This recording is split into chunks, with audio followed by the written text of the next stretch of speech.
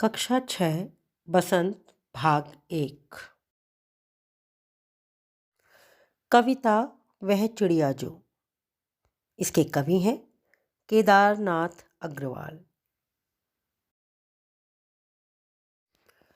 प्रस्तुत कविता का मूल भाव यह है कि जिस प्रकार छोटी चिड़िया परिश्रम करती है, मधुर स्वर में गाती है, संतोषी और गर्वीली है तथा वह अन्न से प्यार करती है, उसी प्रकार मनुष्य को भी मेहनती, मधुर बोलने वाला, संतोषी, साहसी, स्वाभिमानी और स्वतंत्रता पूर्वक जीवन बिताने वाला होना चाहिए। वह चिड़िया जो चोंच मार कर दूध भरे जुंडी के दाने रुचि से रस से खा लेती है, वह छोटी संतोषी चिड़िया नीले पंखों वाली मैं हूँ, मुझे अन्न से बहुत प्यार है। प्रस्तुत पंक्तियों में कवि एक नीले पंखों वाली छोटी चिड़िया का उल्लेख करते हुए बता रहे हैं कि यह चिड़िया बहुत ही संतोषी है तथा उसे अन्न से बहुत प्यार है। वह दूध से भरे ज्वार के दानों को बहुत ही रुचि से और रस लेकर खाती है। अर्थात कवि इस पद के माध्यम से स्वयं के संतोषी होने तथा अन्न के महत्व के बारे में बता रहे हैं। वह चिड़िया जो कंठ खोल कर बूढ़े वन बाबा की खातिर रस उड़ेल कर गा लेती है, वह छोटी मुंह बोली चिड़िया नीले पंखों वाली मैं हूँ, मुझे विजन से बहुत प्यार है। प्रस्तुत पंक्तियों में कवि नन्ही चिड़िया के बारे में बता रहे हैं कि इस नन्ही चिड़िया को उस वन से भी बहुत प्यार है जिसमें वह रहती है तथा अपने बूढ़े वन बाबा और उसके वृक्षों के लिए वह अपने मीठे कंठ से मधुर और सुरीला गीत गाती है। उसे एकांत में रहना पसंद है तथा वह प्रकृति के साथ इस गीत का अकेले में आनंद लेना चाहती है। यहाँ पर कवि प्रकृति से प्यार और एकांत में भी उमंग में रहने के बारे में बता रहे हैं।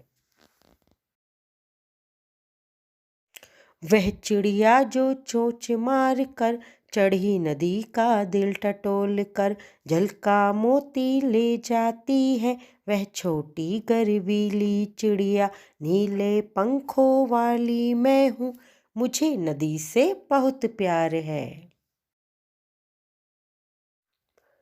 इस अंतिम पद में कवि कहना चाहते हैं कि यह नीले पंखों वाली छोटी सी चिड़िया अत्यंत साहसी और गर्व से भरी हुई है, क्योंकि यह चिड़िया छोटी होने के बाद भी उफनती हुई नदी के ऊपर से जल रूपी मोती ले आती है।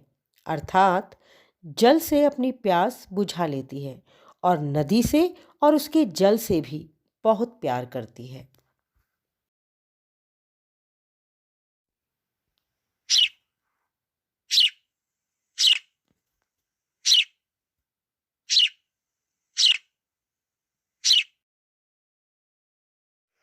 आइए अब कविता में आए शब्दों के अर्थ जान लेते हैं। जुंडी। जुंडी का अर्थ है ज्वार की बाली। रुचि से, चाव से। कंठ, गला।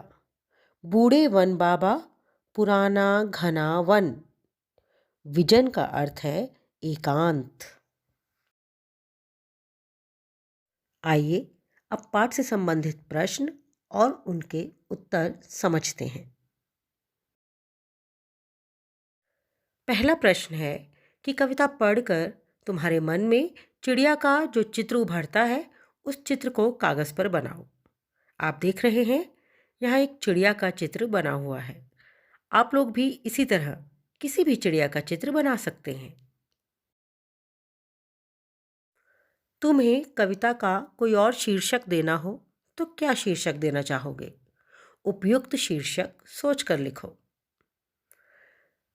कविता का शीर्षक हो सकता है नन्ही चिड़िया या मुंह बोली चिड़िया। इसके अलावा भी बहुत सारे शीर्षक हो सकते हैं। आप सोचिए और कविता को एक नया शीर्षक दीजिए। अगला प्रश्न है, इस कविता के आधार पर बताओ कि चिड़िया को किन किन चीज़ों से प्यार है। उत्तर जान लेते हैं। कविता से ज्ञात होता है कि उसे अन्न, विजन और नदी से प्यार है। वह दूध भरे जुंडी के दाने रुचिपूर्वक और स्वाद से खाती है। सुनसान जंगल में एकांत में भी वह उमंग से गाती है। उफनती नदी से जल की बूंद अपनी चोंच में भरकर वह उड़ जाती है। अगला प्रश्न है, आशय स्पष्ट करो। कविता में आई पंक्तियों का आशय स्पष्ट करेंगे।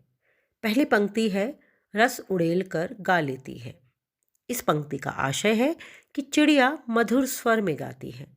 उसके स्वर की मधुरता वातावरण में रस घोल देती है। अगली पंक्तियां हैं, चढ़ी नदी का दिल टटोल कर जल का मोती ले जाती है। इन पंक्तियों का आशय है, चिड़िया जल से भरी उफनती नदी के बीच से अपनी चोंच में पानी की बूंद लेकर उड़ जाती है। ऐसा लगता है जैसे वह नदी के हृदय से मोती लेकर उड़ी जा रही है। धन्यवाद। प्रस्तुति Mili Bagri, junior high school Paunthi, Jakholi, Rudraprayag.